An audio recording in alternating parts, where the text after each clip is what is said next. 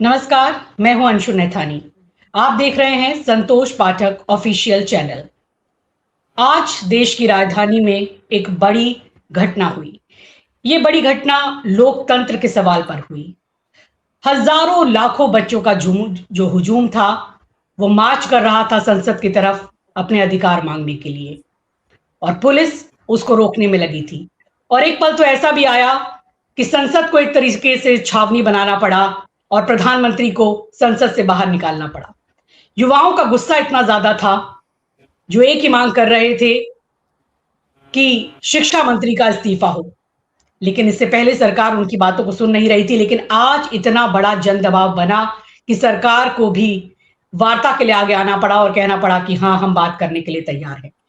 लेकिन वाकई क्या इस बड़े जन आंदोलन ने सरकार को किसी दबाव में डाला है और अब एक ये बड़ा जन आंदोलन बड़ा है और किसी मकाम की तरफ बढ़ता नजर आ रहा है?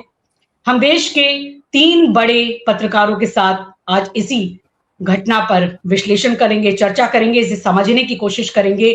आज जो घटा वाकई भारतीय लोकतंत्र के लिए क्या वो एक बहुत बड़ा दिन था? मेरे साथ 3 प्रबुद्ध पत्रकार जुड़े हुए हैं।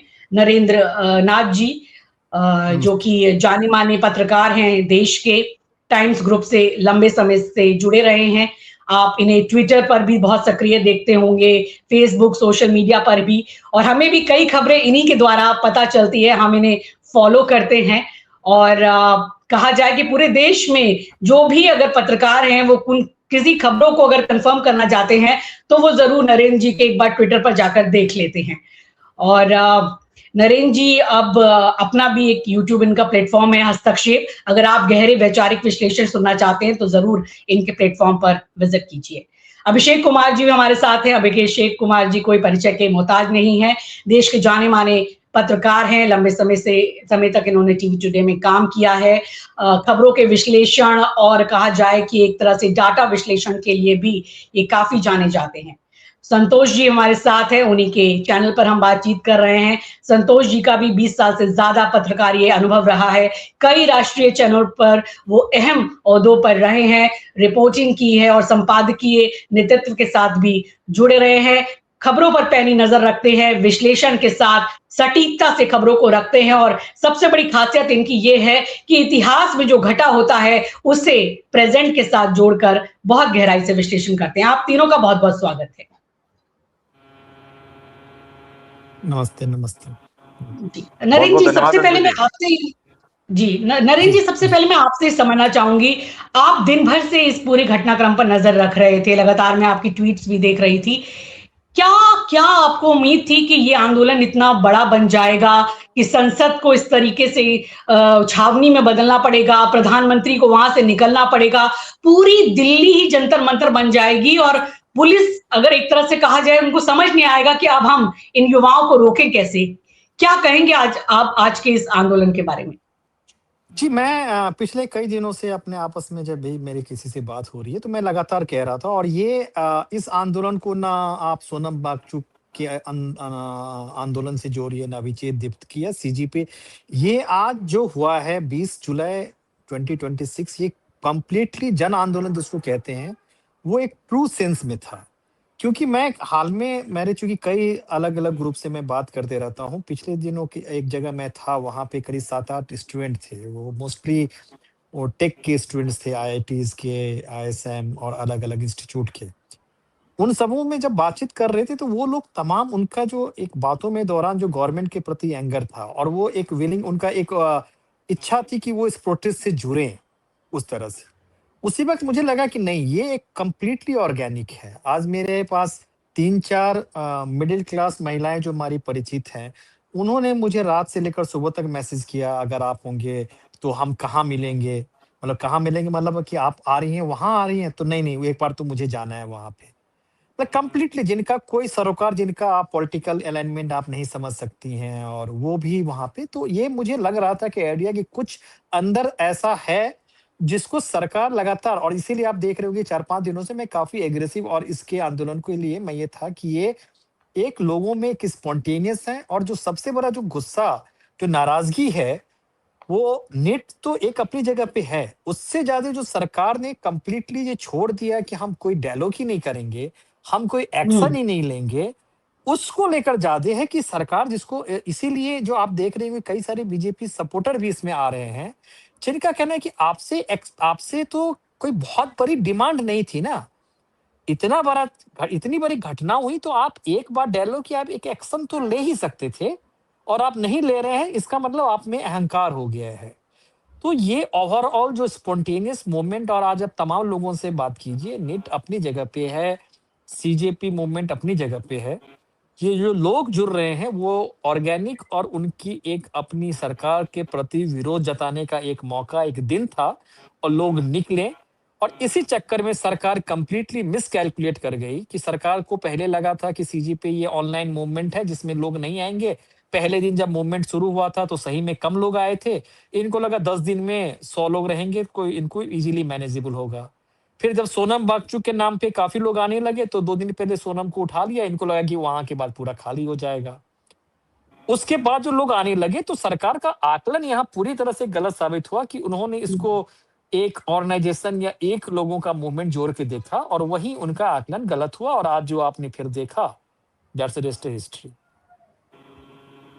बिल्कुल, बहुत बड़ी बात आपने कही कि ये स्वतः स्फूर्त आंदोलन था। ये लोगों का अपना आंदोलन था, जो ये एक जन आंदोलन में तब्दील हो गया, और जिसकी ना सरकार को ऐसी उम्मीद नहीं थी, ना पुलिस प्रशासन को, और ना ही अगर कहा जाए प्रधानमंत्री मोदी को, और ना ही गृह मंत्री अमित शाह को रही होगी। अभिषेक आपसे मैं समझना चाहती हूँ, आप भी बहुत बारीकी से इस आंदोलन पर नज़र रख रहे थे। ये सरकार जो कोई बात ही नहीं कर रही थी, कोई ध्यान ही नहीं दे रही थी, सोनम वांगचुक मरते हैं तो मर जाएं, जो छात्र बैठे हैं भूख हड़ताल पे मरते हैं तो मर जाए, कोई संवाद नहीं, कोई बात नहीं, अचानक आज बैकफुट पर आ गई। क्या ये इतने बड़े जन आंदोलन का डर था? क्या लग रहा था उन्हें कि कोई भारत में जनजिया आंदोलन की ये आहट है? कहीं कोई नेपाल, कोई बांग्लादेश का डर था? जिस तरह से प्रधानमंत्री निकल कर एक तरीके से कहा जाएगा भागे ही वो पार्लियामेंट से, क्या इसलिए सरकार बैकफुट पर आई और बातचीत की उन्होंने पेशकश की? क्या कहेंगे आप?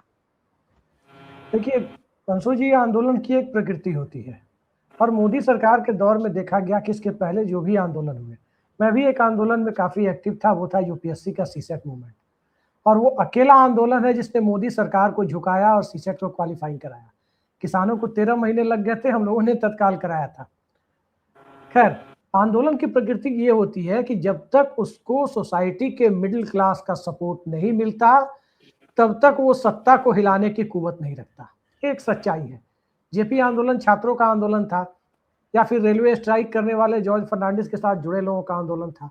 उसमें जब तक जनता की भागीदारी नहीं हुई, सीधे सीधे इंदिरा गांधी के खिलाफ जनता जाकर के जेपी के साथ खड़ी नहीं हुई, तब तक इंदिरा गांधी की सत्ता कोई फर्क नहीं पड़ता था। वही बोफोर्स में हुआ, वही अन्ना आंदोलन में हुआ कि कांग्रेस के खिलाफ जनता तब हुई जब मिडिल क्लास अन्ना हजारे के भ्रष्टाचार वाले आंदोलन के साथ आकर खड़ा हुआ।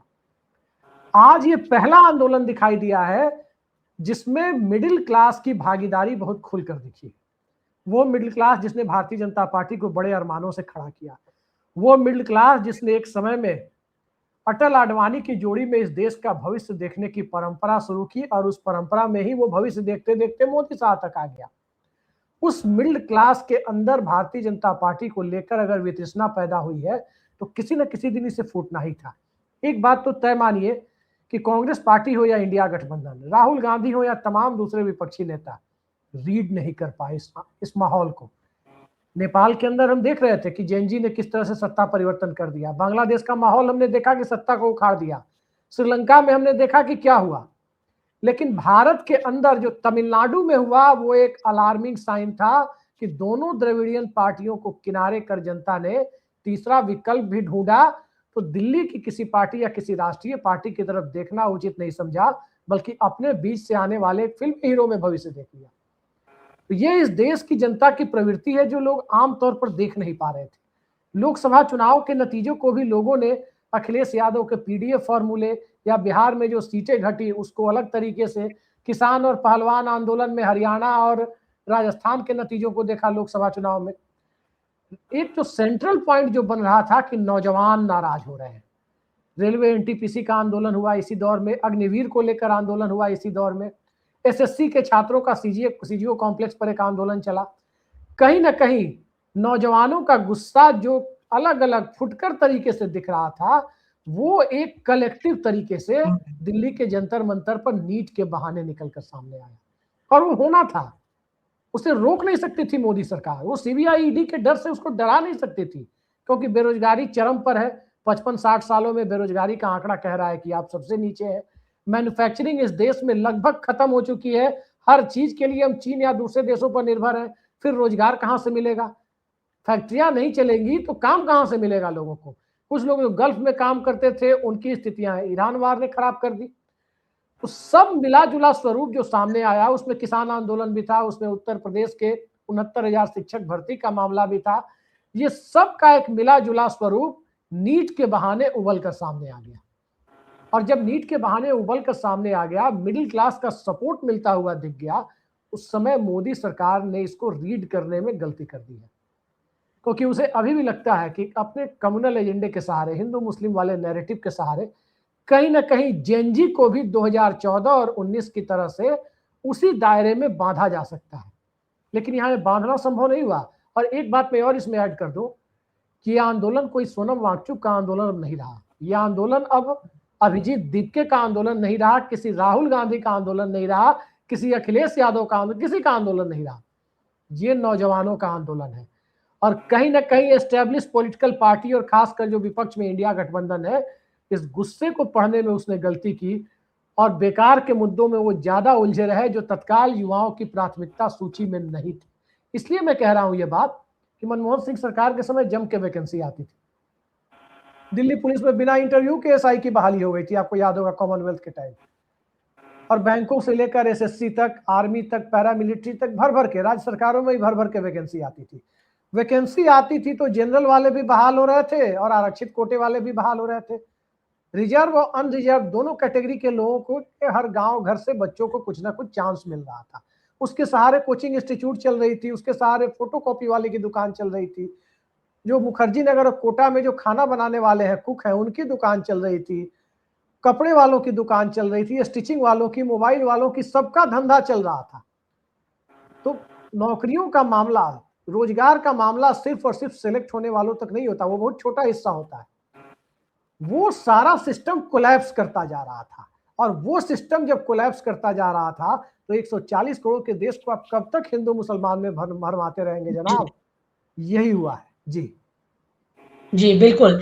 जब लोगों की रोज़ी-रोटी पर, उनकी शिक्षा के सवाल पर बनाया, उनके अस्तित्व पर ही बनाया, ज़िंदा रहने के सवाल पर बनाया, तो ये गुस्सा फूटना लाज़मी था। और जैसे नरेंद्र जी ने भी कहा कि भई सामान्य औरतें, जिनका कोई पॉलिटिक्स से लेना-देना नहीं, वो भी अपने बच्चों के लिए परेशान होकर इस आंदोलन में बाहर आ रही थी।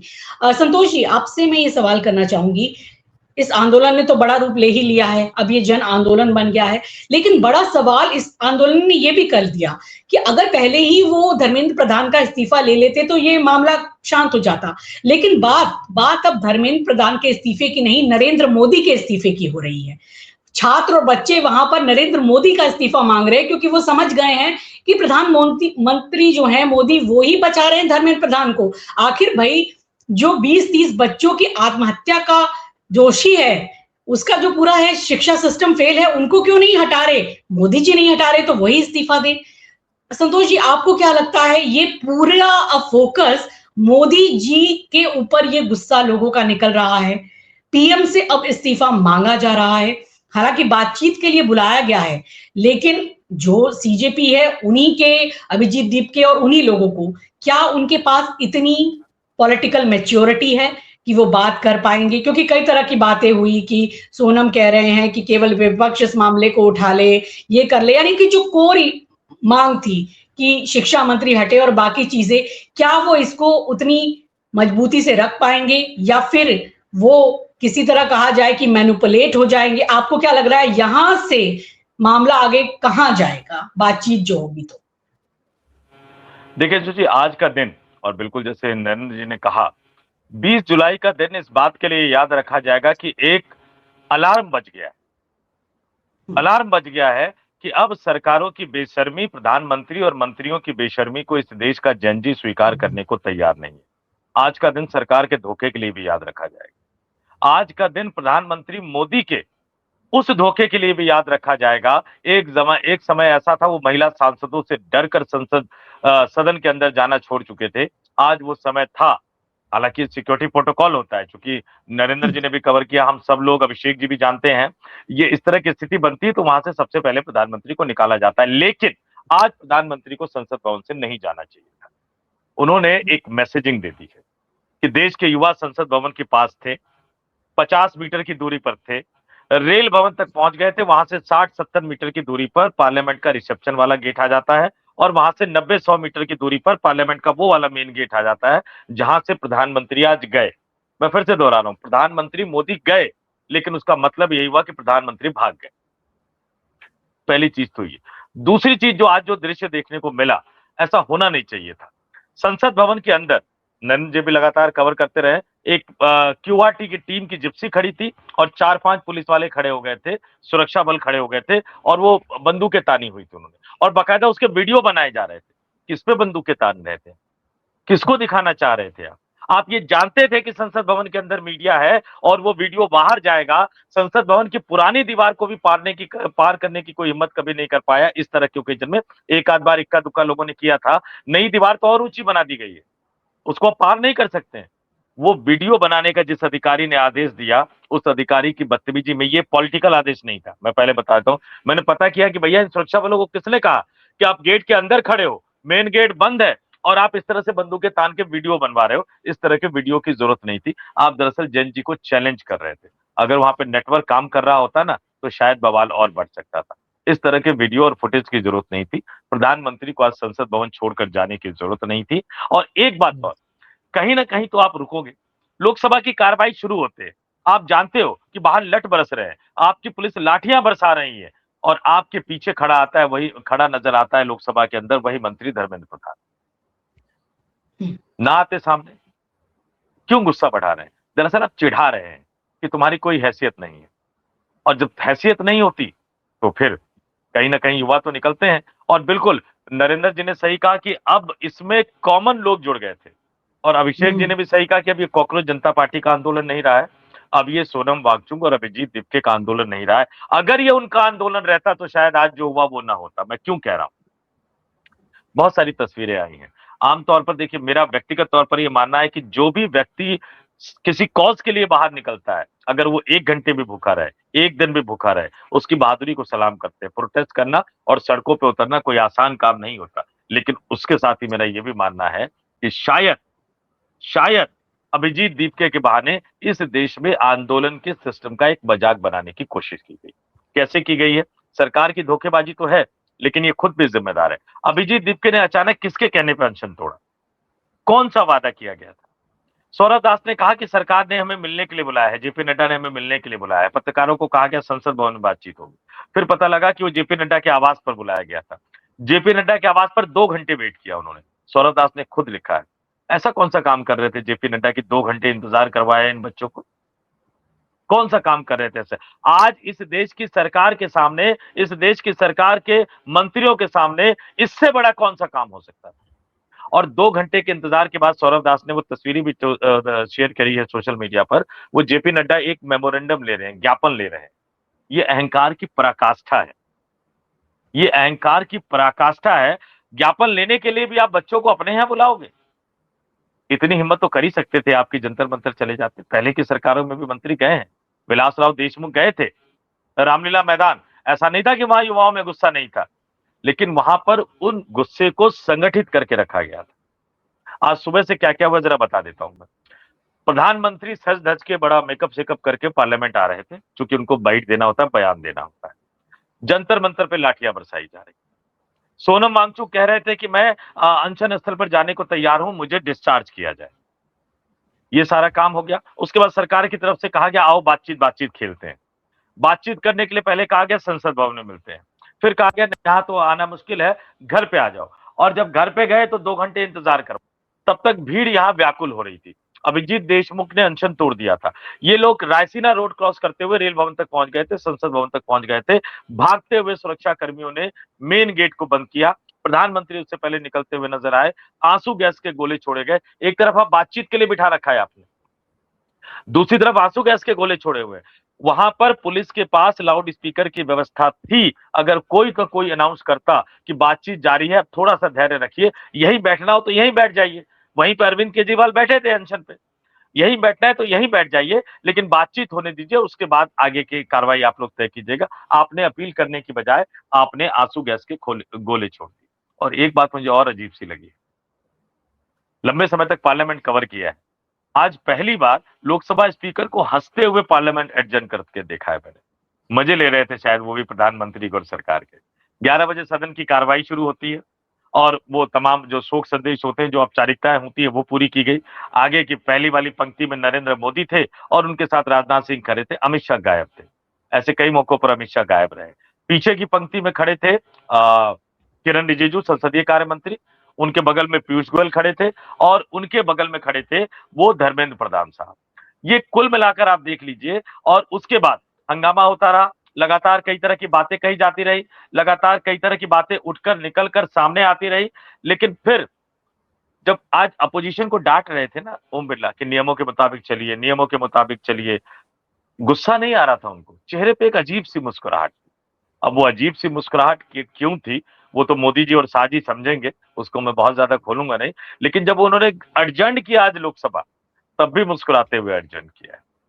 आप लोकसभा के कस्टोडियन हैं, अपने ही युवाओं से डरकर संसद भवन के परिसर, पूरे संसद भवन परिसर के कस्टोडियन है, पूरे संसद भवन परिसर के मेन गेट को बंद करना पड़ा और आपके चेहरे पे मुस्कुराहट है।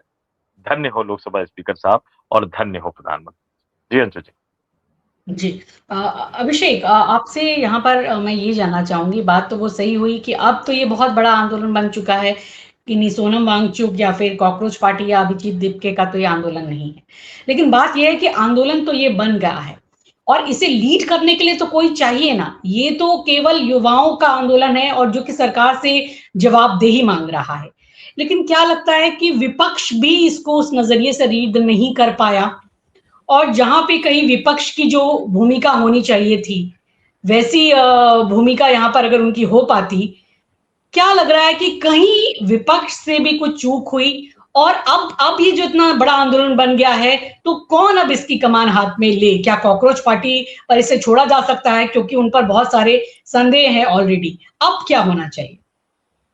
अंशु जी, ये कहने में मुझे कहीं कोई झिझक नहीं है देखिए कि इस मामले आज का में विपक्ष इस देश का सबसे जी। नाकारा विपक्ष है। देखिए नाकारा मेरे विपक्ष, और वो तब नाकारा विपक्ष बना हुआ है जब आपको देश की जनता ने सबसे बड़ा विपक्ष चुन करके दिया है।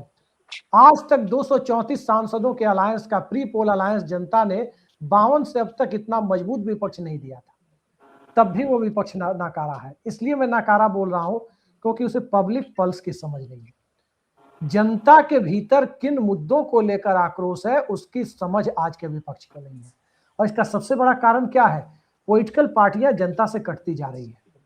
आप कहीं भी जाकर के देखिए, जो मुलायम सिंह की समाजवादी पार्टी थी वो अखिलेश यादव की समाजवादी पार्टी नहीं है, भले ही 37 सीट आ गई है।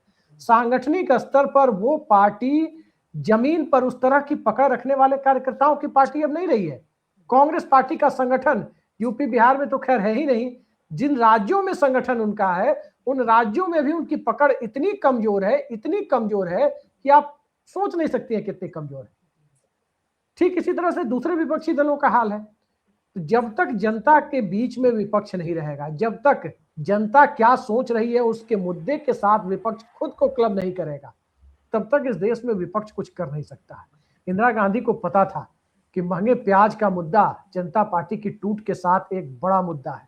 तो 80 का चुनाव के पहले जनता पार्टी की टूट और नकारापन को जनता के बीच में पहले उसको घुसाया गया, और जैसे ही चुनाव करीब आया उस वक्त सरकार विपक्ष ने यानी उस वक्त की कांग्रेस पार्टी ने महंगे प्याज को उठा लिया। ये विपक्ष होता है। यही शीला दीक्षित जो 97 या 98 में महंगा प्याज ही मुद्दा बन गया, ड्रॉप्सी मुद्दा बन गया। आज का विपक्ष आप देखिए, आज का विपक्ष अपने मुद्दों पर विपक्ष को जनता को सहमत करना चाहता है, जनता के मुद्दों पर नहीं आना चाहता। आज के विपक्ष का मुद्दा देख लीजिए, जाति जनगणना होनी चाहिए, ठीक है, ये मुद्दा सही है, होना चाहिए, लेकिन जनता के बहुत बड़े हिस्से को, चाहे जनरल हो या ओबीसी ईबीसी हो, बहुत बड़े हिस्से को उससे कोई मतलब नहीं। मुद्दा है, मुद्दे का समर्थन है, लेकिन उस मुद्दे के साथ जनता जज्बाती नहीं है। जनता जिन मुद्दों के साथ जज्बाती है वो मुद्दे वो है जिनको लेकर के आज सेंट्रल दिल्ली में जेएनजी ने कोहराम मचा रखा है। वो असली मुद्दा है जनता का, उससे आपको जुड़ना होगा। उसके एनएसयूआई प्रदर्शन कर रही है, लेकिन आप देखिए विपक्ष के नेता राहुल गांधी कहीं आपको दिखाई दिए?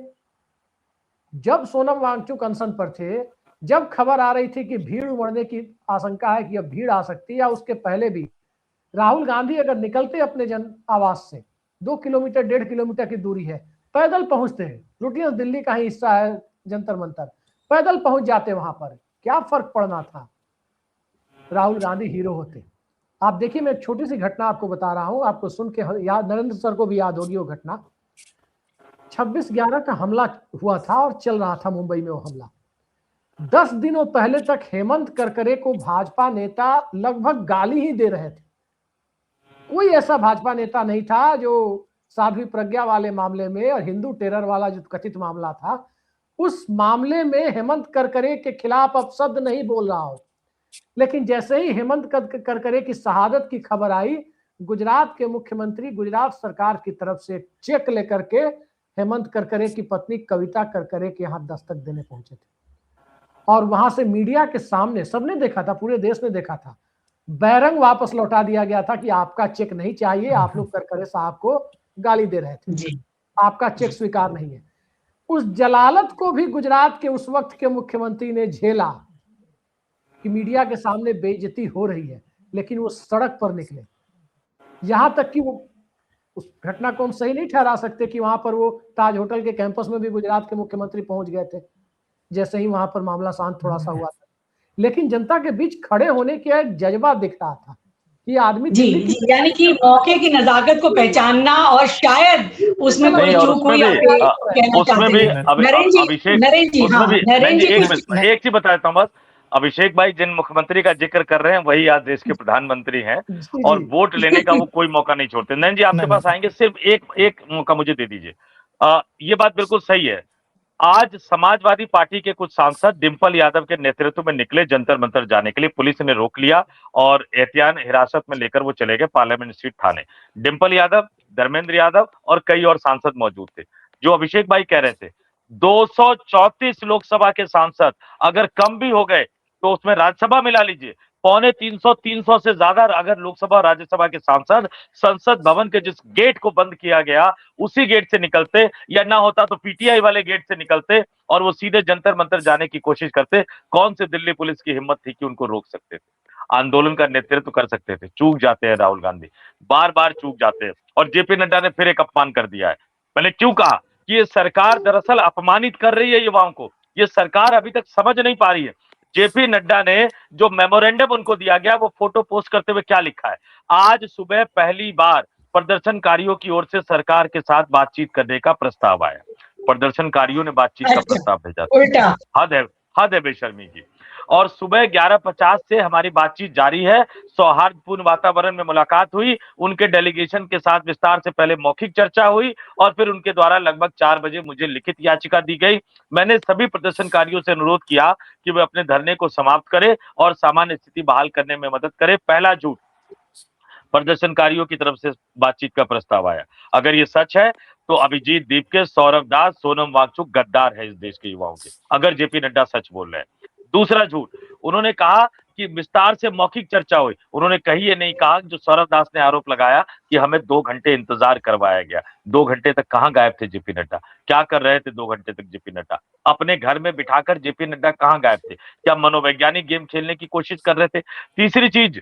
तीसरा झूठ कि मैंने प्रदर्शनकारियों से अनुरोध किया कि वो अपने धरने को समाप्त करें। आपकी पुलिस लठ बरसा रही है, आंसू गैस के गोले छोड़ रही है, वहां पत्थर वाली गाड़ियां आ रही है, वहां टूटी हुई गाड़ियां रखी जा रही है, आपके पुलिस वाले हथियार के साथ विजुअल बना रहे हैं संसद भवन परिसर के अंदर। आप कह रहे हो धरना समाप्त करें?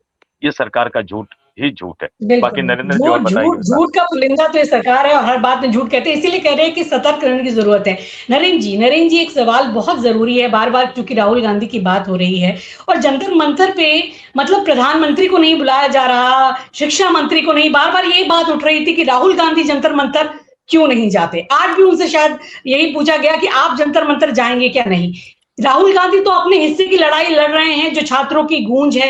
क्या लग रहा है कहीं कांग्रेस या विपक्ष से इसे समझने में चूक हुई, आप किस तरीके से देखते हैं? मैं इसे बहुत ही लेजी आर्गुमेंट देखता हूँ, और लोग जो आज की तारीख में बड़ा जो लगता है कि अपने ही मिसाल में हम लोग भूल जाते हैं, और तमाम घटनाक्रम से। और मुझे जैसे अभी हम लोग नहीं कहा ना कि मिडिल क्लास पहली बार जगा है। अगर आपका वोटर नहीं जगेगा, आपके साथ होगा, तो आप विपक्ष कितना भी आंदोलन लगातार कर लीजिए, वो कहाँ आएगा अगर उनकी नाराजगी सरकार से नहीं होगी। अभी जैसे अभिषेक जी ने कहा कि मोदी जी 2008 के बाद चेक लेके चले गए और रास्ते पे उतर गए, लेकिन उसी 26/11 के बाद यूपीए सरकार जीत गई। क्या हुआ फायदा सर? जो 2000 जब यूपीए सरकार जो 2009 में जीत गई, उसके बाद से जब आडवाणी घर पे बैठ गए, तो 2009 से 2011 तक बीजेपी का मोदी सहित एक भी नेता सड़क पे नहीं थे। अन्ना मूवमेंट, निर्भया आंदोलन, मैं भी उसमें निर्भया आंदोलन में मेरी भी फोटो है कि मैं लाठी खाया था। कहाँ था बीजेपी नेतृत्व? एक नया जो इवन जो सेक्शन में लिबरल में भी आ गया है कि हमेशा आप नहीं, दो जब तक गुस्सा जो एट द जनता चुनेगी, जनता में गुस्सा नहीं होगा तो विपक्ष 24 घंटा और उनके घर में घुस जाएगी तो भी वोट नहीं करेगी। तो क्रैक, ये पहली, जब तक क्रैक नहीं होगा तब तक आपका कोई फायदा नहीं है। 2009 में जब बीजेपी को खारिज कर दिया, जब बीजेपी की लीडरशिप घर बैठ गई, ये पहली बार, यही सही अगर हम सभी लोग थे, हम लोगों ने 2009 से, संतोष जी भी कहिए, जब अन्ना आंदोलन था, निर्भया में सुषमा कहाँ है, अरुण जेटली कहाँ है, मोदी कहाँ है, कभी कंसेप्ट भी नहीं था। ये कंसेप्ट नए कुछ सालों में हम लोगों ने डेवलप किया है। कुछ भी हो, वो कहाँ है? देखिए वो परिस्थितियां, नरेंद्र जी, वो परिस्थितियां दूसरी थी। नहीं, मैं पूरी बात कर रहा हूँ ना। कैसे परिस्थिति? लगातार 2 बार क्या जीती थी, बीजेपी नहीं थी। संतोष जी बताइए, जब अन्ना मूवमेंट हो रहा है तो क्या ये कहीं पे पब्लिक डिस्कोर्स में था कि जेटली कहाँ है, सुषमा स्वराज है? मोदी तो पीएम कैंडिडेट पर नहीं गए थे, एक बार भी नहीं गए थे। इवेंचुअली ऐसे जब जन आंदोलन होता है, हम लोग रियल टाइम देखते हैं, तो कई सारी जब इश्यूज होती है ना, जब जनता के बीच में एंगर होता है, तो उसको कैपिटलाइज कराने की वहां से विपक्ष की जिम्मेदारी शुरू होती है। अगर राफेल पे आपने पूरा इशू बना दिया, जनता इंडोर्स नहीं कर रही है, राफेल में करप्शन नहीं है, तो आप 24 घंटा सड़क पे भी रहेंगे तो आपको वोट नहीं करेगा। तो in democracy the first stage की आपको जो, अगर बीजेपी को 50% सुपर वोट मिल रहा है, तो आप क्या कर सकते हैं? अगर उसको लोग वोट कर रही है तो आप 24 घंटा, तो पहला, जब तक जनता में असंतोष नहीं होगा या जनता सरकार से सवाल नहीं करेगी, तो इस ऑपोजिशन को भी एक विंडो चाहिए। तो अभी लग रहा है, आप जैसे आज की तारीख में मैं आपसे रिवर्स सवाल में पूछूं कि कौन सा ऐसा मोमेंट था जो यूपीए सरकार को कमजोर कर गया? क्या वो निर्भया आंदोलन था? क्या वो अन्ना आंदोलन था? क्या वो एक साथ सीरीज में तमाम जो करप्शन के केसेस आ रहे थे? तो कोई एक इशू नहीं होता है। जब हम लोग पीछे मुड़ के देखते हैं तो कलेक्टिव इशू होता है। अगर मैं आज की तारीख में आपको कहने बैठूं कि आप तय कीजिए कि कौन सा ज्यादा मुद्दा था, वो यूपीए के खिलाफ समग्र असंतोष जो पिछले 2009 से लेकर 2012 तक जो अलग अलग छोटे इश्यूज, कल से हो सकता है ये आपका कॉकरोच मूवमेंट खत्म हो जाएगा, फिर 4 महीने बाद कोई इशू आएगा। तो कलेक्टिव एंगर जब पनपता है, वहां से विपक्ष की जिम्मेदारी शुरू हो जाती है। अगर जनता सरकार से खुश है, अगर जनता सरकार को वोट कर रही है, अगर जनता से कोई दिक्कत नहीं है, तो विपक्ष 24 घंटा उतर के क्या कर लेगी? सो बताइए आप।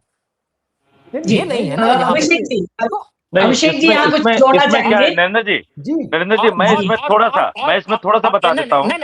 और मैं लास्ट में ऐड कर रहा हूँ। और मैंने चूंकि 2010 से 2012 तक मैंने उसमें लाठी भी खाई, लगातार आंदोलन में भी था। मैंने उस दौरान 3 साल के दौरान मैंने एक सवाल नहीं सुना कि जेटली कहाँ है, सुषमा कहाँ है, मोदी कहाँ है। वो 3 साल में वो मैंने बहुत ही करीब से देखा था जी। बस जो परिस्थिति है, तो ये एक नया कल्चर मतलब बनाया गया है बीजेपी द्वारा कि भाई सरकार से सवाल ना करो, हर बात का विपक्ष से क्वेश्चन करो, मतलब हर बात का जवाब राहुल गांधी देंगे, ये कल्चर बनाया गया। जी बोलिए संतोष जी। उस कल्चर का एक जवाब देता हूं कि आज एक टीवी चैनल के, एक बड़े टीवी चैनल के 8 पत्रकारों ने जंतर मंतर का ये प्रोटेस्ट करने से इनकार कर दिया, ये कहते हुए कि लाठी खाने के लिए और गालियां सुनने के लिए हम जाए, वो बड़े बड़े एंकर को भेजो जो बीजेपी कार्यालय चले जाते हैं लाइव करने के लिए। ये एक नैरेटिव सेट किया जा रहा है, बिल्कुल सही बात है। लेकिन विपक्ष गायब नहीं था अन्ना हजारे के आंदोलन से, उस समय ये सवाल नहीं पूछे जाते थे। लेकिन मैं जरा बता दूं कि रामदेव के थ्रू और श्री श्री रविशंकर के थ्रू, श्री श्री रविशंकर, जब ये आंदोलन बढ़ गया रामलीला मैदान, मैं एक बार प्रशांत भूषण और अरविंद केजरीवाल, लाइव इंडिया का हमारा दफ्तर था, मंदिर मार्ग में ले गया था। जैसे ही अरविंद केजरीवाल हटे रामलीला मैदान से, सीक्वेंस देखिए, जैसे ही अरविंद केजरीवाल हटे रामलीला मैदान से, श्री श्री रविशंकर तक मैसेज गया, भागे भागे वो रामलीला मैदान पहुंचे और वो अन्ना हजारे को सिर्फ इस बात के लिए कन्विंस कर रहे थे कि चलिए हम लोग चल लेते हैं लाल किस आडवाणी जी से मिलने के लिए, वो हमारे मुद्दे को उठाने को तैयार है। इन दोनों के जरिए लाला रामदेव और श्री श्री रविशंकर, कायदे से वो भी लाला ही है एक तरह से, लाला मतलब कोई मैं जाति की बात नहीं कर रहा, जो व्यापार करते हैं ये लोग आस्था का और धर्म का, इसलिए मैं कह रहा हूँ ये दोनों इस बात के लिए कन्विंस थे कि बीजेपी के पास चले, बीजेपी के पास चले। तो वो पीछे से थे, राहुल गांधी ना आगे से है ना पीछे से है, पता नहीं कौन सी दुनिया में वो रह रहे हैं। नहीं संतोष जी, मैं ये कह रहा हूँ कि जैसे अभी नरेंद्र जी कह रहे थे, मैं उन्हीं का जवाब दे रहा हूँ। देखिए, जेटली और सुषमा लोकसभा राज्यसभा में लीडर ऑफ अपोजिशन जरूर थे, लेकिन वो भारतीय जनता पार्टी के चेहरे नहीं थे। जनता के बीच कहीं नहीं था कि यही अगले प्रधानमंत्री है और जनता इनके नाम पर वोट देगी। बस उनकी भूमिका अधीर रंजन चौधरी जितनी थी, बहुत साफ शब्दों में कहे तो। राहुल गांधी, अखिलेश यादव, ये पार्टियों के चेहरे हैं, ये जनता इनसे बहुत उम्मीद रखती है। जैसे नरेंद्र मोदी पीएम कैंडिडेट नहीं थे, लेकिन 2007-8 से ही ये दिख रहा था कि गुजरात के बाहर की जनता भी नरेंद्र मोदी में एक उम्मीद की किरण देख रही थी। आज उस स्थिति में राहुल गांधी है। राहुल गांधी में जनता उम्मीद की किरण देखती है, उत्तर प्रदेश की जनता अखिलेश यादव में उम्मीद की किरण देखती है, और ये स्थिति है कि इनको देश का नेता मानती है, लीडर ऑफ द कंट्री मानती है। सुषमा और जेटली कभी leader of the country, leader of the nation नहीं माने गए थे उस दौर में, ये बात है। और यहाँ पर कांग्रेस पार्टी का संगठन देखिए, आप बीजेपी नहीं थी अन्ना आंदोलन में, कौन नहीं जानता है कि आरएसएस के लोग पर्दे के पीछे से काम कर रहे थे, खुल के काम कर रहे थे। कौन नहीं जानता है कि चाणक्यपुरी में जो फाउंडेशन चलता है, कौन से लोग चलाते हैं, किनके बेटे चलाते हैं, उस फाउंडेशन का सीधे सीधे फंडिंग हो रहा था उस मामले में। कितनी बातों पर जुबान खोली जाए, कांग्रेस के पास पर्दे के पीछे से फंडिंग लायक भी स्थिति नहीं है, वर्कर भी नहीं दिए जा रहे। एनएसयूआई अलग से प्रदर्शन कर रहा है अपने सीमित दायरे में, निश्चित तौर पर काबिल तारीफ है, लेकिन किसी भी प्रदर्शन में जब तक मतलब अभिषेक जी जो बात ये कहना चाहते हैं कि अन्ना आंदोलन का जो फायदा बीजेपी उठा ले गई अपने स्मार्टनेस से, या जैसे भी कहें, वो कांग्रेस करने में अक्षम है, यही कहना चाह रहे हैं आप?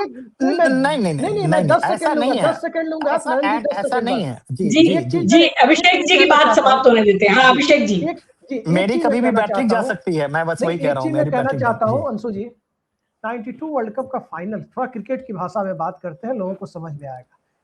6-7वें नंबर पर खेलने वाले ऑलराउंडर इमरान खान कप्तान थे। पहला विकेट गिरते फाइनल में 1 डाउन इमरान खान आते हैं। पूरी दुनिया को हैरत होती है कि फ्रंट से लीड करने कैप्टन आ रहा है जो 1 डाउन का बैट्समैन नहीं है। ये होता है, कैप्टन को फ्रंट से लीड करना पड़ता है हालात को अपने पक्ष में बनाने के लिए। राहुल गांधी आज जनता की नजरों में कैप्टन जरूर है विपक्ष के, भले ही कांग्रेस के लोग माने ना माने, लेकिन जनता में राहुल गांधी से एक उम्मीद है और राहुल गांधी उन उम्मीदों पर मैं चाहूंगी कि हम इस बहस को राहुल गांधी पर ना लाके नरेंद्र मोदी की तरफ मोड़े, क्योंकि प्रधानमंत्री आज वो हैं, जवाबदेही उनकी है, और ये जवाबदेही के लिए ही इतना बड़ा आंदोलन हुआ। भाई छात्रों का गुस्सा किस बात से है, आप चुप क्यों रहते हैं? मोदी जी से जुड़ा हुआ सवाल पूछ लिया, मैं आपको एक लाइन में बता देता हूँ, मोदी जी से मैं कभी उम्मीद नहीं रखता जवाबदेही की उम्मीद। इस देश में 2 मुख्यमंत्रियों को मैं जानता हूं कि वो सत्ता में आए, जो सत्ता में आने के पहले सांसद विधायक तो छोड़ दीजिए, यूनिवर्सिटी का चुनाव नहीं जीते थे या लड़े भी नहीं थे। एक राबड़ी देवी जी बिहार में और दूसरे नरेंद्र मोदी जी गुजरात में। और इन 2 राजनेताओं को मैं समान क्षमता का मानता हूं और दोनों की काबिलियत को सलाम करता हूं, लिहाजा इनसे ज्यादा काबिल मैं इस देश में किसी को नहीं मानता। इसलिए इनको मैं मानता हूं कि आलोचनाओं से परे हैं, इन्हें छोड़ दिया जाना चाहिए। चलिए, कहीं राबड़ी देवी ना बुरा मान जाए। खैर मैं आती हूँ नरेंद्र जी आपके ऊपर कि देखिए ये सब तमाम बातें हो गई, लेकिन बात यहाँ पर बहुत बड़ी ये है, क्या आज आप 20 जुलाई 2026 के दिन को भारतीय लोकतंत्र के लिए कोई एक लैंडमार्क घटना मानते हैं, कोई एक बड़ा अध्याय, कोई यहाँ से चीजें बदलने की शुरुआत मानते हैं? आंदोलनों का जो स्पेस पूरी तरीके से खत्म कर दिया था इस सरकार ने, क्या वो स्पेस दोबारा मिला है, या फिर ये भी कोई किसी स्कीम का हिस्सा हो सकता है जो हम सभी लोग नहीं चाहेंगे? शायद थोड़ा उनका लिंक कट गया। संतोष जी, यहाँ आप ही से मैं जानना चाहूंगी कि यहाँ से ये आंदोलन आगे हमें कहाँ जाता नजर आ रहा है? जैसे आपने बता दिया, इतने सारे झूठ उजागर कर दिए कि भाई उन्होंने कहा कि कॉकरोच ने कहा था हमें बात करनी है और कॉकरोच पार्टी कह रही है 2 घंटे इंतजार कराया। मतलब यहाँ भी ये सरकार इतनी तरह के भ्रम जैसे फैलाने के लिए ये फेमस है, वही करेगी। आगे क्या देख रहे हैं इस आंदोलन का भविष्य? देखिए अंशु जी, जैसे अभिषेक भाई ने कहा, बिल्कुल सही बात कही उन्होंने कि मोदी जी से उम्मीद नहीं है और मोदी जी इसका भी फायदा उठा लेंगे।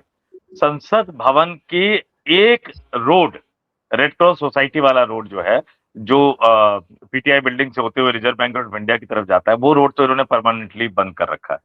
इंडिया गेट लगभग परमानेंटली इन्होंने बंद कर रखा है, वहां के लॉन में जाकर आप बैठ नहीं सकते।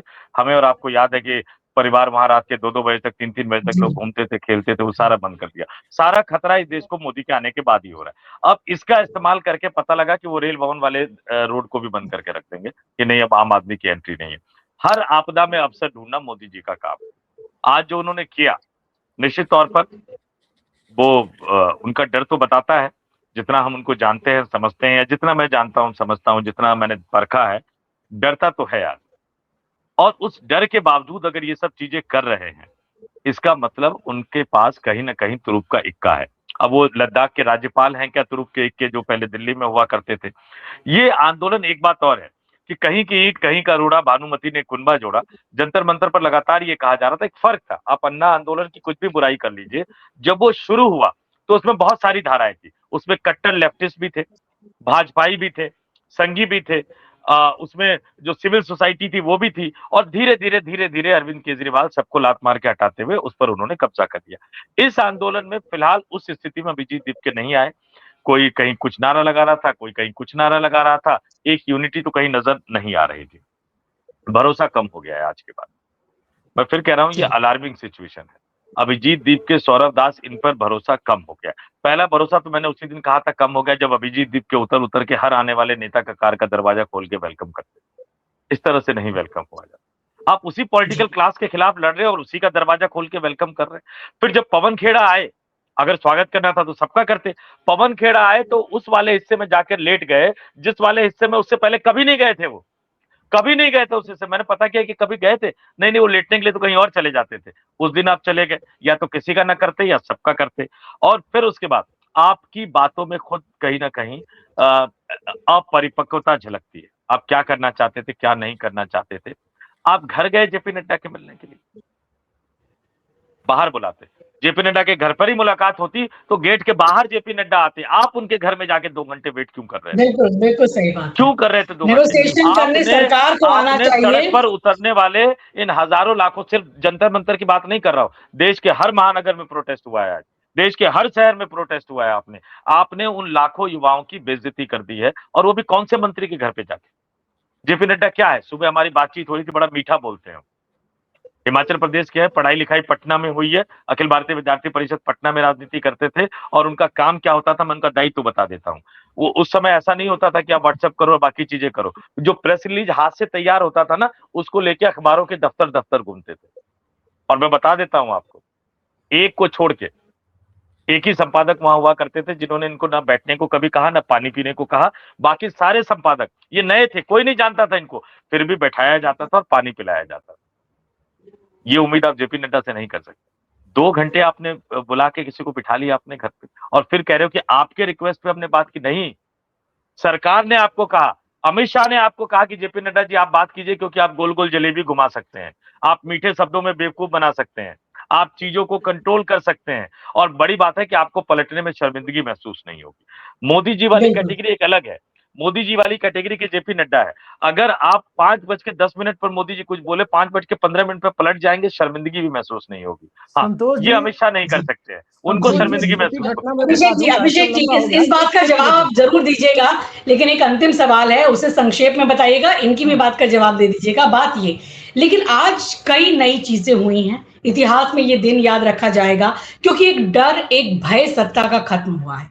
इस सत्ता ने जो इतना भय बनाकर रखा था कि कोई आम लोग मोदी शाह के खिलाफ कुछ नहीं बोल सकते थे, प्रधानमंत्री मोदी से कोई सवाल नहीं हो सकता था, आज हर कोई उन्हीं से सवाल कर रहा है, और ये गुस्सा जो है वो उनके ऊपर पूरी तरह से जाके फूट रहा है। यानी कि एक डर आपने, भय आपने समाप्त कर दिया। ये एक बड़ा आज का मैं टेक देखूंगी। और आपसे यही क्वेश्चन जो संक्षेप में आप जिसको बताइए, इस अब आंदोलन को आप आगे कहाँ जाता देख रहे हैं? क्या अब ये कॉकरोच पार्टी से हस्तांतरित होकर ये आंदोलन सही हाथों में आना चाहिए तो किन के हाथों में? आखिर इन युवाओं को मार्गदर्शन दिखाने वाला कोई तो होना चाहिए। भविष्य क्या देखते हैं इस आंदोलन का? देखिए, एक कड़वी बात मैं कहना चाहता हूँ अंशु जी, ये आंदोलन अगर अभिजीत दीपके और कॉकरोच का आंदोलन होता तो ये आंदोलन कभी जनता का समर्थन हासिल ही नहीं कर पाता, क्योंकि पहले दिन से उन लोगों का जो रवैया दिख रहा है वो इस आंदोलन को चलाने और आगे ले जाने का दिखता ही नहीं है। बस उन्हें नेताओं के साथ फोटो खिंचवाना है, जैसे कि कुछ पत्रकारों में भी एक शौक होता है कि किसी नेताओं के साथ कहीं मिल गए, फोटो खींचकर सोशल मीडिया में डालना है। तो ये एक उसी तरह के जीव दिखाई दे रहे हैं। उनके बूते का यह आंदोलन नहीं था। हाँ, इतना भर धन्यवाद के पात्र वो है कि कम से कम उन्होंने शुरू कर दिया, उससे ज्यादा के नहीं है। अब इस आंदोलन की जो बात आप कर रही है कि ये जाएगा कहाँ, देखिए, नेतृत्व विहीन आंदोलन, ये बात जरूर है कि डिरेल हो सकता है, उसको एक नेता चाहिए। छात्रों का आंदोलन वो कोई दिल्ली में अरुण जेटली या बनारस में मोहन प्रकाश या पटना में लालू यादव के बूते शुरू हुआ था, जेपी आंदोलन। हालांकि लालू यादव भी नहीं थे शुरू में, दूसरे लोग थे, लेकिन अंततः उसमें जेपी की जरूरत पड़ी, अंततः उसमें कृपलानी की जरूरत पड़ी, सबकी जरूरत पड़ी, तब जाके अंततः उसमें रेलवे स्ट्राइक कराने वाले जॉर्ज फर्नांडिस की जरूरत पड़ी, तब जाके वो आंदोलन अपने अंजाम तक पहुंचा, सत्ता परिवर्तन में कामयाब हो गया। अभी जो स्थिति दिखाई दे रही है आपको, देखिए, मिडिल क्लास का सड़क पर आना अनायास नहीं है।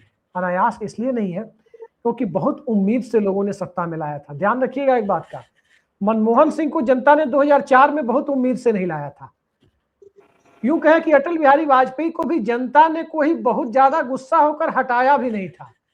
वो तो उत्तर प्रदेश में भारतीय जनता पार्टी कल्याण सिंह प्रयोग में पिट गई थी, चंद्रबाबू नायडू उधर पिट गए थे और लालू यादव बिहार में क्लिक करके भाजपा समता अलायंस को हरा दिए थे, जिस बूते एक वैकल्पिक सरकार बनी और मनमोहन सिंह प्रधानमंत्री बने। हाँ, उस सरकार के 5 साल के कार्यकाल ने वाकई इंडियन मिडिल क्लास ने जो एक गोल्डन एरा देखा, इंडियन मिडिल क्लास को उससे ज्यादा बड़ा बेनिफिट किसी एरा में नहीं हुआ जो यूपीए 1 में हुआ, 4 से 9 के बीच में। संतोष जी, मैं गलत हूं तो मेरी बात काटिएगा। 6 पे कमीशन से लेकर मनरेगा तक और प्राइवेट सेक्टर में जो बूम आया, वो देश के महानगरों के विस्तार में और हाई राइज की पूरी सीरीज में आप नोएडा, गुड़गांव से लेकर पुणे, बेंगलोर तक देख सकती है। खैर, तो जब उम्मीद इतनी ज्यादा पहले 5 साल में बढ़ गई तो स्वाभाविक था कि उस उम्मीद का बबल भी अगर नेतृत्व संभालने वाला न हो तो फूटना ही था।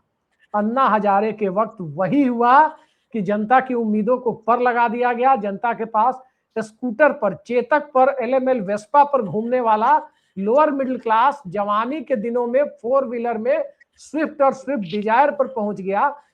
यहां तक कि टाटा नैनो आ रही थी, उसको भी खरीदने लायक नहीं समझा। ये हो गया मिडिल क्लास। ये मनमोहन सिंह ने बना दिया उस मिडिल क्लास को। और वही मिडिल क्लास को लगा कि नहीं, वाकई भ्रष्टाचार देश में बहुत हो रहा है। जब तक पेट खाली था तब तक लगता था, जब तक सैलरी 25वें दिन से उधार लेना शुरू होता था तब तक लगता था क्या कि नहीं देश में बहुत कुछ नहीं है, भ्रष्टाचार और बाकी चीजें नहीं है। जब पैसा इतना आने लगा 6 पे कमीशन के बाद और उसका देखा देखी प्राइवेट सेक्टर में सैलरी बढ़ने के बाद, तब लोगों को लगने लगा कि वाकई बहुत भ्रष्टाचार हो रहा है, मनमोहन सिंह कुछ दबा नहीं पा रहे, बहुत तरह की चीजें। तो अन्ना हजारे के समर्थन में लोग आने लगे। अब 12 साल बीत चुके हैं नरेंद्र मोदी के अच्छे दिनों का इंतजार करते करते लोगों को। तो 12 साल में कहावत है बिहार यूपी में कि युग बदल जाता है, और 12 सालों में लोगों को ये साफ साफ दिखने लगा कि 14 में हम कहाँ थे, 26 में कहाँ है। 14 में कहाँ थे, 26 में कहाँ है कि परिस्थितियां अगर मेडिकल इंजीनियरिंग और बैंक पीओ जैसी परीक्षाओं से, साधारण परीक्षाओं से जुड़ते हुए दिखाई देने लगे, जिसमें लोअर मिडिल क्लास के घर के लगभग हर घर का बच्चा इनमें से कोई ना कोई एग्जाम देता है, उससे जाकर के जुड़ता हुआ दिखाई देने लगे, तो कहीं ना कहीं उसके अरमान टूटते हैं मिडिल क्लास के। उसे लगता है कि हमारे साथ धोखा हुआ है। और जब वो धोखे वाली परिस्थितियां पैदा होती है, तो जरा आपको एक छोटा एग्जाम्पल मैं दे दूं, 10 सेकंड में खत्म करता हूं। कभी आप कोटा चले जाइए, कभी आप मुखर्जी नगर चले जाइए, कभी पटना के चक मुसल्लापुर हाट चले जाइए, कभी इलाहाबाद चले जाइए, तब आपको पता चलेगा कि कितनी बड़ी पैरेलल इंडस्ट्री चलती है कोचिंग और शिक्षा के नाम पर। सिलेक्ट होते हैं वो भी, सिलेक्ट नहीं होते हैं वो भी, और उनके साथ जो एफिलिएटेड वर्क होते हैं, फोटोकॉपी और किताब दुकानदार से लेकर बूट पॉलिश करने वाले भाई से लेकर हर जगह, उस पर कितना बड़ा कुठाराघात 12 सालों में हुआ है कि कोचिंग बंद हो गया, कि वैकेंसी ही नहीं है उतनी, क्या करेंगे, पढ़ने बच्चे आएंगे कहाँ से। तो निराशा तो सबके भीतर है। उस निराशा में अब कहीं ना कहीं जो बबल फूटना था वो नीट के एग्जाम के सहारे फूट गया, चुनावी हिंदुत्व बिखर गया, और वो एक ऐसे समय में फूटा जब चढ़ावा चोरी की बातें भी सामने आ गई, जब वो भी सामने आ गया कि एक मुख्यमंत्री और उनका परिवार 253 एकड़ जमीन खरीद लिया उज्जैन के पेरीफेरी में, और वो भी सामने आ गया कि 144 करोड़ रुपए की सब्सिडी कृषि मंत्रालय देता है, एक ही राष्ट्रीय बागवानी मिशन या कुछ नाम है उसका, और उसमें से 1 करोड़ रुपए की सब्सिडी मंत्री जी खुद उठा लेते। ये सब सुनते सुनते जनता को लग रहा था बिल्कुल वैसा ही जैसे 2G स्पेक्ट्रम में लग रहा था, जैसे सुरेश कलमाडी का नाम आ रहा था कॉमनवेल्थ में, उस वक्त लग रहा था जनता को। ये अलग बात है कि उन दोनों मामलों में क्या हुआ सभी जानते हैं अंत में जाके, लेकिन आज का मामला तो दिख रहा है कि पेपर लीक से जनता प्रभावित है, 2G स्पेक्ट्रम से जनता प्रभावित नहीं थी ना। जनता को तो सीधे सीधे नहीं दिख रहा था ना कि उससे पैसा लिया जा रहा है, उसको लग रहा था सरकार के पैसे का 2.25 लाख करोड़ का नुकसान हो गया। यहाँ जनता को जनता पूरी अंदर से भरी हुई थी जी। बिल्कुल, जब बात भविष्य पे आ जाए, भविष्य के सवाल पर आ जाए, बहुत उम्मीदों और आकांक्षाओं से जनता इस सरकार को चुनकर लाई थी, लेकिन उन्होंने ना उन सपनों को पूरा किया, बल्कि कहेंगे कि और भी वो रसातल में लेकर चले गए। और जब बात बच्चों के भविष्य पर आ गई, सारी बातों को उन्होंने सहा, जनता ने जो भ्रष्टाचार की बातों को सहा, चढ़ावा चोरी की बातों को सहा, पेट्रोल में एथेनॉल की मिलावट को सहा, हर चीज को सहा, पेट काट के रहे। लेकिन जब बात बच्चों के भविष्य की हो तो ये मिडिल क्लास चुप नहीं रह पाया, ये युवा चुप नहीं रह पाया। और जो कल्पना नहीं की थी सरकार ने कि जेनजी आंदोलन हमारे देश में भी हो सकता है, उनको लगता था ये बड़ा आराम तलब जेनजी है, अपने एसी कमरों से निकलेगा नहीं, सड़कों पर आएगा नहीं। लेकिन आज दिल्ली में बरसात और उमस के मौसम में जब इन्होंने एक जगह से रोका तो कई जगह से पूरी दिल्ली को ही इन युवाओं ने जंतर मंतर बना दिया, और ऐसा हाल कर दिया कि मोदी जी को भी संसद छोड़ के अपनी गाड़ी में अपने घर भागना पड़ा। तो आज की चर्चा में केवल इतना ही। दर्शकों, आप क्या सोचते हैं? एक लाइन जोड़ना चाहूंगा। मुझे डर इस बात का लग रहा है कि इस आंदोलन का कोई नेतृत्व करता नहीं है। एक तरफ राहुल गांधी है जिनको इतनी बुरी तरह से डरा कर रखा गया है।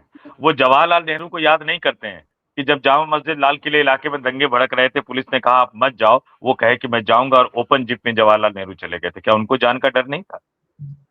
वो इंदिरा गांधी को याद नहीं करते हैं कि जब सत्ता से हट गई थी, वो बिहार में दलित हत्याकांड हुआ बेलछी में, वो पूरा इलाका बाढ़ के पानी में डूबा हुआ था, हाथी पर बैठ के चली गई थी। क्या उनको जान का डर नहीं लग रहा था? पता नहीं क्यों राहुल गांधी को कैसे कांग्रेसियों ने डरा के रखा हुआ है कि संसद भवन परिसर वो गए थे आज। संतोष जी, राहुल गांधी, देखिए राहुल गांधी से मेरी कई मुलाकातें हैं, हाँ, राहुल गांधी को मैं जानता हूं कि राहुल गांधी एक अलग तरह के व्यक्तित्व है, देश के लिए अच्छा सोचते हैं। दिक्कत क्या है, क्योंकि एक पॉलिटिकल अपब्रिंगिंग एक पॉलिटिकल तरीके से होती है, संघर्ष के माध्यम से, जैसे लालू यादव की, मुलायम सिंह यादव की हुई, वो नहीं हो पाया, वाजपेयी उस तरह से नहीं हुई है। तो एक कमियां उनके साथ है, और इस कमियों का फायदा उनके सलाहकार उठाते हैं, और उनके कोई भी बात हो, लेकिन राहुल गांधी के बिना कोई चर्चा नहीं। मैं एक लाइन और डाल देता हूँ। फिर उसके बाद विपक्ष में दूसरे बड़े दल अखिलेश यादव। अब जो पॉलिटिकल अपब्रिंगिंग वाली बात है वो राहुल गांधी वाली बात है। हाँ, थोड़ी सी वो हिम्मत कर जाते हैं, लेकिन एक बात वो याद नहीं करते। अगर किसी पुराने से पूछे कि कहाँ गोरखपुर में कोई बवाल हो, फिर इलाहाबाद में बवाल हो, अब प्रयागराज नाम आ गया है, फिर इटावा में बवाल हो, फिर अलीगढ़ में बवाल हो, एक रात दो रात में लगातार 48 घंटे का एक दिन ऐसा था जब मुलायम सिंह यादव की गाड़ी रुकी नहीं थी, अम्बेसडर की गाड़ी थी और घूमे जा रहे थे। एक समय ऐसा है कि जो सिक्योरिटी वाला था वो हाथ जोड़ के बैठ गया, एक ही पुलिस वाला। मुलायम सिंह ने कहा नहीं तुम्हें नहीं जाना है तो मत जाओ, मैं जाऊंगा। कह रहे नहीं साहब रात का समय है। कह रहे कोई बात नहीं, रात का समय है तो क्या हो गया। आज डिम्पल यादव को, धर्मेंद्र यादव को भेजा था अखिलेश यादव ने, उन्हें खुद भी जाना चाहिए था, भले ही पुलिस उठा के पार्लियामेंट। ये बात बिल्कुल आपकी बात सही है कि इस आंदोलन को लीड कौन करेगा। बिल्कुल, ये बड़ी बात है, लेकिन बात यही है कि राहुल गांधी से लोगों को उम्मीदें भी हैं। यही वजह है कि देहरादून में जहां पेड़ कट रहे हैं तो लोग उनको रोककर अपनी समस्या बताते हैं, युवा उनसे मिलना चाहते हैं, छात्र उनसे मिलना चाहते हैं। यही वजह है कि उम्मीद उनसे की जा रही थी कि वो जंतर मंतर पहुंचे, तो कहीं ना कहीं उम्मीद तो उनसे जरूर है। अब वो चाहे राहुल गांधी हो, चाहे समूचा विपक्ष हो, इन चीजों को, जनता की आकांक्षाओं को कितने सही तरीके से चैनलाइज और मोबिलाइज कर पाता है, ये आने वाले समय में पता चलेगा। और यह आंदोलन वाकई सरकार पे कितना दबाव बना पाता है और जो इसकी परिणति है, जिन लक्ष्यों को लेकर चला है, क्या उन्हें हासिल कर पाता है। केवल एक इस्तीफे की बात न करके पूरी शिक्षा व्यवस्था में क्या कोई आमूल-चूल परिवर्तन करा पाता है, ये देखने वाली बात होगी। आप दोनों लोग इस चर्चा में शामिल हुए, आपका बहुत-बहुत शुक्रिया। नरेंद्र नाथ जी हमारे साथ जुड़े हुए थे इस चर्चा में, उनका भी बहुत-बहुत शुक्रिया, धन्यवाद। धन्यवाद। दर्शकों, आपसे मैं यही कहना चाहूंगी, अगर आपको ये चर्चा पसंद आई तो जरूर इसको लाइक कीजिए, कमेंट्स करके हमको बताइए कि आपको ये चर्चा कैसी लगी। अपने दोस्तों और रिश्तेदारों के साथ इसे शेयर कीजिए और हमारा चैनल अगर आपने अभी तक सब्सक्राइब नहीं किया है तो जरूर सब्सक्राइब कर लीजिए। नमस्कार।